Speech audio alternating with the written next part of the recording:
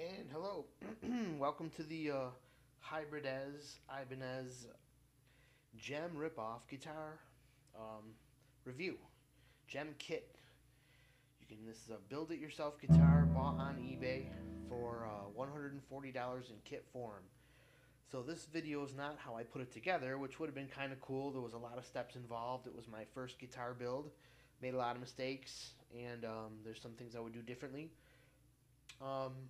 But I came out with a playable guitar in the end. Something I could really use, something that was at least worth the $140 that I spent. Let's see if it was worth anything more. You'll be the judge after this video. But I'm pretty happy with what I got. I'll give you a little sample of some playing here.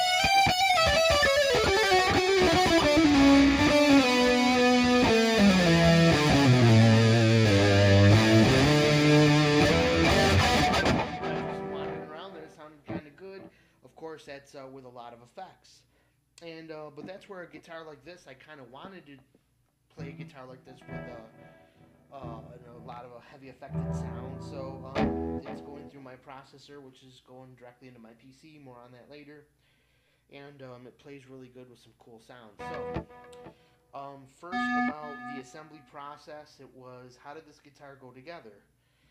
How did I find it out of the box? It was assemblable. And I was able to get it sanded and painted, so that check it out on the video, which is through a very low quality camera. You'll have to apologize, or sorry, I'll apologize for that. It's the kind of stupid mistakes you make when you're recording a video. Anyways, looks pretty shiny and cool. If you looked in person, you'd see it's clearly a spray painted white guitar, and it's not a bad finish. I was able to get it sealed up well. I'll go over the assembly process maybe in another video to try to keep this one more to the couple of points I want to make about it here. So there's just a million things, different little things about it. What are the good things about this guitar? Well, it's light, kind of light, which is easy to play. The tone is not bad. It's interesting, the tone. This is a pretty hot-rodded pickup compared to, for you it might not be if you've got, some expensive and great guitars. I've always been playing some cheaper guitars. I have a Strat that's pretty well set up, and that plays good through all my presets on this RP350 Digitech processor that's plugged into the PC. You're probably hearing it direct and through this microphone, so that's probably not going to have the quality that I'm hearing on your end, but it's not bad. And it plays, the effects that this one plays through well are all the hot rod effects that actually that guitar doesn't sound good through. So I got more versatility out of this guitar, which was kind of cool. What I didn't get was any kind of I didn't really expect though that this guitar would sound like, give me that really Stratocaster tone, an Eric Johnson-y kind of deep and rich tone, a Dave Gilmour tone, and of course all Stratocasters there, and some Les Pauls and such, and those player sounds. And so I didn't get that out of this guitar, but at least I got some cool sounds though. So there's the balance. If I use any of the really hot-rodded effects, I can get a pretty stable hot rod tone that that guitar just kind of trips over, but sounds really good with some classic blues kind of overdrives and distortions and stuff. So that's the sound. Intonation Playability. What did I get? Did I get stupid low action? There will be probably without me. There you go. Not too bad there, but which I think you might be able to see. Let me try to get even closer here without smashing it into everything and knocking everything over.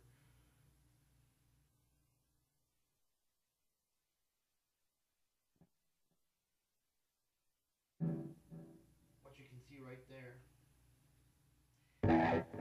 is that this action is just regular, kind of medium high action, about what you expect to find on a somewhat okay setup Strat or something like that. So what did I not get out of this guitar? The bridge is set all the way low to get that. I could set it a little lower, but this neck came needing a fret job that I didn't really want to do before I got it assembled. I might take it apart and give it a little fret job, which could probably get the action a little lower. But the about as low as I could get it was without bad fret buzz was just about. So everything's playable.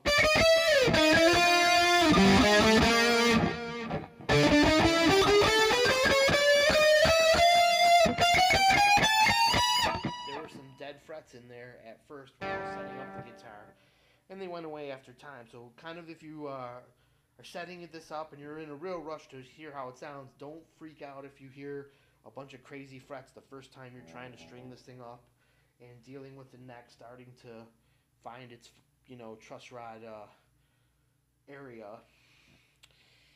Don't sweat it. It'll wear in a little bit. And without any major fret work, however, I had these two really high frets I identified on this, and that were just really affecting the E string. It just seemed like at the end, someone didn't really press down enough. And I didn't know exactly, I'm no Luther here, so I did a real backyard thing, and I put the end of a flat screwdriver handle that was flat, plastic on the end, put it on the fret, gave it a couple wraps at the top with another heavy-handled screwdriver, tested it out, got a little better, a couple more wraps. Next thing you know, I must have just tapped it down, whatever needed to go into that fret, because then the frets came back.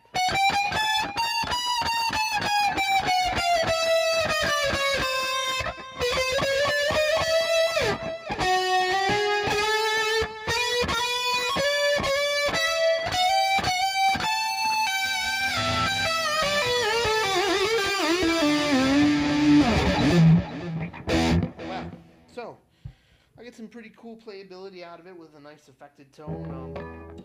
Still, even with the action probably a little high, I think my well set up Fender copy over there is got actually lower action. So what I didn't get was that maybe stupid low possible action that you're gonna get if you pay the $2,000 to get the real guitar that you really want when you buy this guitar. That you wish you had, you wish you could afford, but you go for this guitar because you can have something that looks like it for something for the money that you have laying around. No headstock decal, and then notice that everything is black. One of these with the Tree of Life inlay that's white usually has gold white pickups. It's kind of funny. What this really actually looks like more is like an RG series guitar with the gem cut out and the Tree of Life inlay added into it. Those would have the pretty much this shaped body with the black everywhere. Now, and black knobs, which I don't mind. I have some chrome knobs from another guitar that lost its black knobs just like these, so I might actually switch those sometime and have a couple chrome knobs on here, which I think might look kind of cool and set mine apart from other kits. So a ton of other things here. Where do I start? Let's start here. Notice that the jack is basically just in a regular Stratocaster area. There's another item that's not on a $2,000 guitar. That thing's going to be a little bit more conveniently placed right here. A little more kind of a good idea over a lot of other guitars that are just normally right here. But hey, what the hell? The classic chord through the strap method, and you're still rocking. If you want, you can get a fancy chord with a 90 degree there and make it a little more hidden, or go wireless. And I don't think anyone in the audience would really catch on that fast, especially if you're like in some kind of local band, just doing some local songs. Whatever local songs are, I don't know what the hell I just said. So, some more here.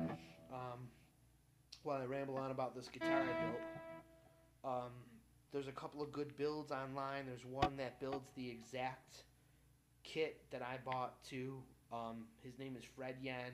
Just look for type in Fred Yan Hybridez build, Hybridez Gem Series build, and you'll find the videos too that he's used to build this. I just went ahead and just kind of threw mine together. I was going as actually slow as I could, and I'm the type of person that has to slow down because I just love to throw things together and mess everything up on the way. And there were a couple of issues kind of like that on this guitar, but not too much affecting playability. But I'm going to show you something here. You might notice that this front pickup, you can kind of see it right there. This pickup here does not. Take this camera off of there. And it won't sit level. Because somehow when they ground this guitar,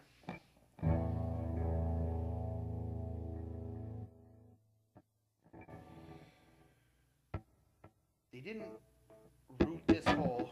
That could have been back about a couple, maybe a quarter to an eighth of an inch back. I didn't really realize this was going to be an issue like this until I got it kind of past the point of no return on assembly, where like I'm not taking it apart until some of these strings break. This is the crab strings that just came with the kit too, that had a couple kinks in it.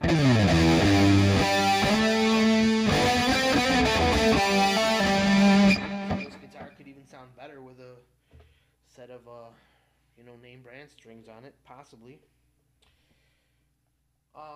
So the jack, we talked about that. We talked about a couple things here. This Pickguard was another bad fit here. That's kind of why this guitar ended up white. Because truth is, I wanted a more unique guitar out of this thing. I wanted a kind of a funky color. But the Pickguard, notice right here, it really doesn't actually match the curve of the guitar that well. But you don't notice that much with white against white, like Steve Vai's version guitar. And the colored guitars usually have the same kind of color tinting on the inlay. This has the white inlay, like the white guitar from Steve Vai, so that's why I chose to go with white. And I wish that the Pickguard would have fit this curve a little better. You can think maybe if you do a little dremeling here, I could have maybe had it adjusted, but then there was a whole lot of contact issues with all the electronics in here are right against the wall, and so it's a kind of some funkiness putting this Pickguard plate on. It ended up fitting in without any major stuff here. Oh, actually, I had to ground a hole, so the screw that mounts this pickup, that levels the pickup here, that raises, so that needed to get kind of ground out so it would let the Pickguard sit flat. And if I have my way, when I take this apart again, I'm going to remove the shielding that I put inside here. I lined it up with some foil tape that I was able to find at Home Depot. Doesn't have the conductive backing, but the way it folds over on itself and seemed to have continuity everywhere, I don't think it matters too much. I will grind out this next time, so because this thing's kind of frozen in place, it won't really adjust right now, but it's not actually in too bad of a place for sound, so I'm leaving it. As I put it together, I jammed the neck right down against it as I had the Pickguard in place and the this thing set up to sit in place. What I did was I measured. Here's a problem with this guitar that I found. This neck is what you call a 25/5 scale neck. How you should set it up is so that you have 25.5 inches at halfway of the travel of one of these adjusters. Not all that difficult, I guess, to estimate halfway here, and I had it set up to where it could sit kind of where it was going to sit. So I was able to make what I felt a pretty accurate estimation of where the halfway point was, and that should have equaled 25.5 inches exactly from the edge of the nut to that halfway point here, which if you're building a guitar, you probably already understand all this. At least I hope you do. I had to learn it. To get that measurement and not have it too long, I had to cram this neck this way. I had to cram it against this and make the marks for the holes and drill it there. I can explain how I leave a comment if you want me to explain how I marked the neck to get the holes drilled all right. The pilot holes drilled in the neck. I used a little method, and I can explain it to you maybe in a comment or in another video, but it's too long for now. So in cramming the neck in, it kind of locked this pick up against the back wall that you could have been maybe even ground out there. I left it in because, you know, the more wood the better in my eyes, through my view, my ears. When I take the guitar apart, I'm going to use a Dremel tool and take about an inch off, or I mean an eighth of an inch on the back here, and this thing should fit in just fine and have perfect adjustability. So that'll be upcoming. But as it is right now, the neck bolted down nicely once I got it all crammed in there, and the holes ended up lining up perfectly. And then we'll get to the neck here. Here is the reason that you really buy this guitar, because you're like, wow, nobody's got this. And this makes you look bad to the bone. It's the Tree of Life inlay. It's just that cool. And I like it. You might not like it, and that's fine. But I think it's really cool. And, of course, the 24 frets that are just give you that E, that you won't play very much, but as you can hear, plays good with no crazy sound. I think that effect is helping out a bit. But the neck has some issues. Mine, actually, I adjusted the intonation when I got it, and I cranked it. I thought if I bowed the neck, I might lose some of that fret buzz that I had before I had knocked down those frets. So I really cranked that truss rod and got it really to have a pretty obvious bow to it, and then tried to get the action lower that way, and it just didn't work out. So then I cranked it backwards. So this neck has been through hell and back, and it's still robust and holding on fine. I got it back straight, and that's where I got the playability right now, the nice, reasonably reasonable action. I wouldn't want it any taller. And I don't think that I'm getting, you know, that stupid little shredders playability.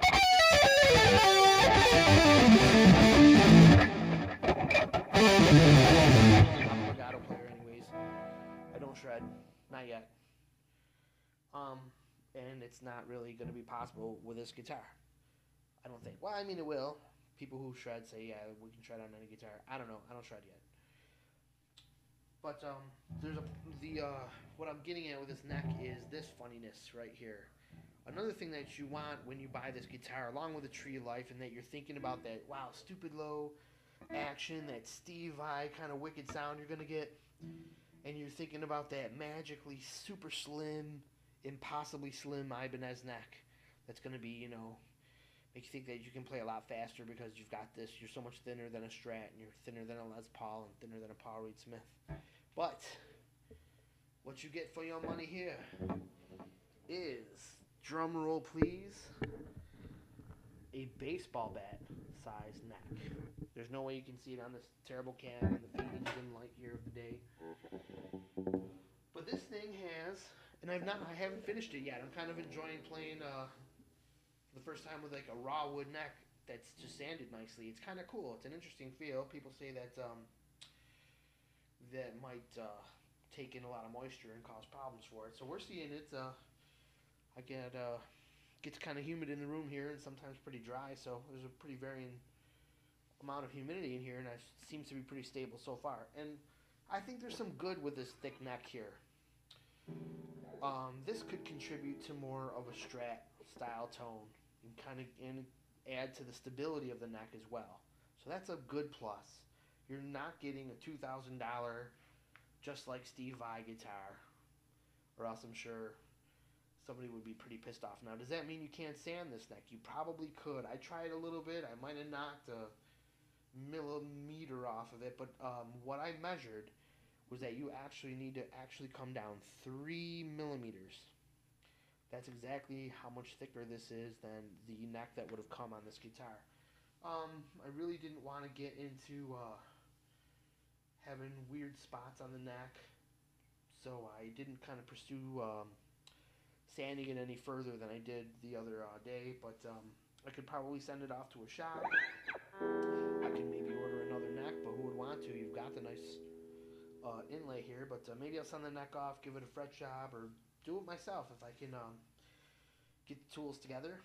Saw some of those from Stu Mac recently in a video, and could use a headstock decal here, but I really wouldn't put Hybridez on here because it's not a real Hybridez. So I would actually probably put Hybridez on here because get the connotation there, or even since it's got this Fender style neck on it, Hybridez. That was my interesting guitar take on here. The Tremolo System. You're getting a very basic. Here, I'm showing the microphone. Very basic copy of a Floyd Rose tremolo. It works okay. Tuners do their job, and so do the adjusters. And for not even having set the intonation yet, which is somewhat was decent on these strings here, the bottom strings. I think I got some work to do on the top 3 strings. It is not bad and plays pretty reasonably well everywhere. Let's hear it for a little while, hear more, and try to play something musical. And here's the tone is cranked, the volume's cranked.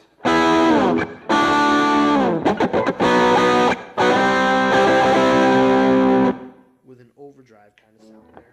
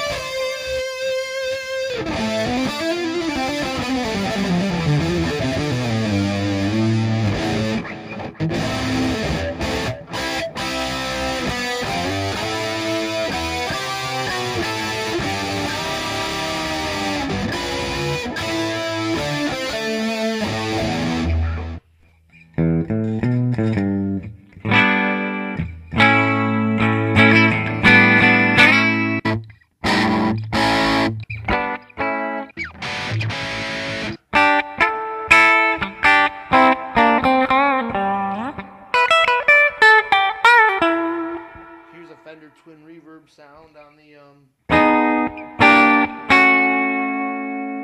processor, and it kind of you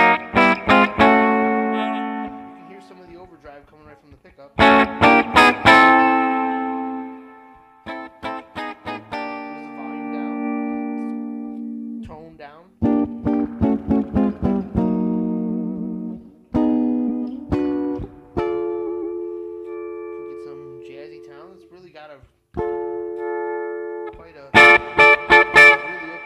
Right there. Here's a mix of these 2 pickups. So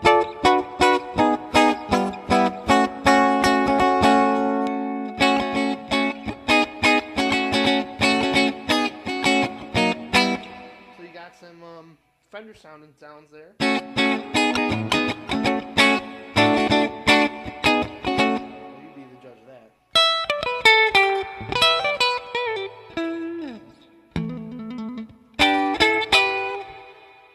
not so great on that pickup. Maybe it could be raised up a little bit.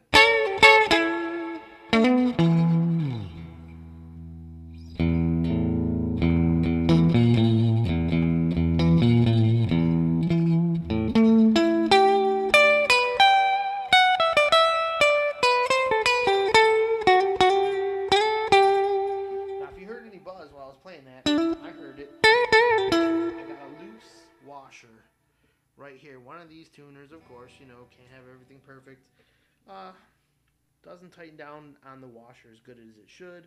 I got to bring a wrench over and give that a couple cranks and see if I can't get that to go down by a hand. And what I have available here, it's not tightenable past a certain point.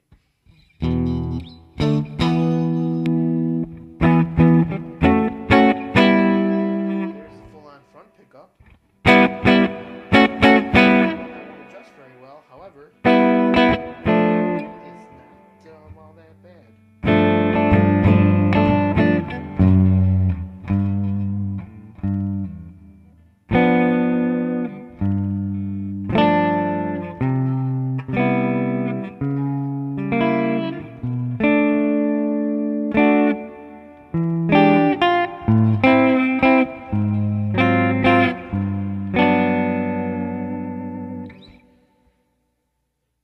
Not too bad there.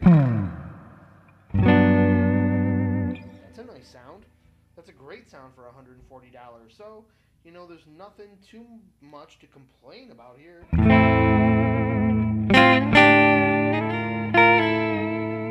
can get a pretty decent, cool sounding guitar. And you put all your care and time into making it, I think it kind of tends to sound like something, you know, that fits you. It's a guitar that works with you.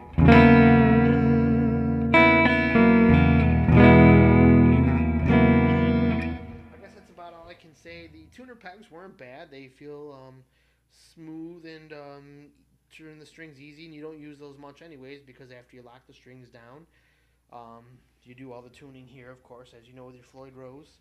And the nut was not too high. I'm pretty sure I got it. I don't think that's a contributing factor to the action being all that. I think that's the right height right there.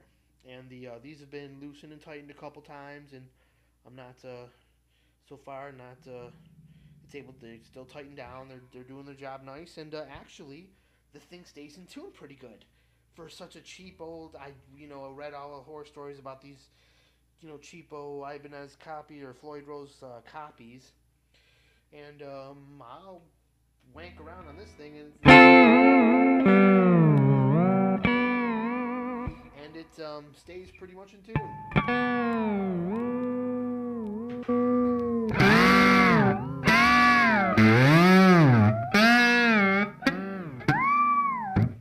Oh, yeah, that works better like this. You know that trick. Kind of a crappy sound there to me.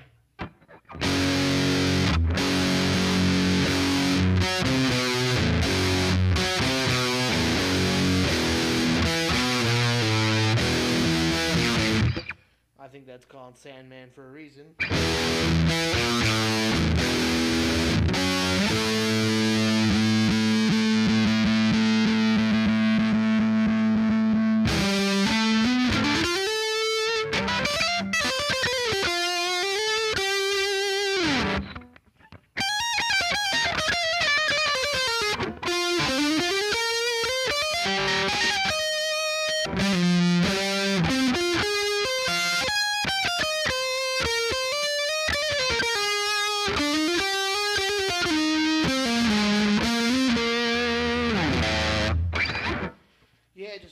Okay, I think I've bored you to tears here.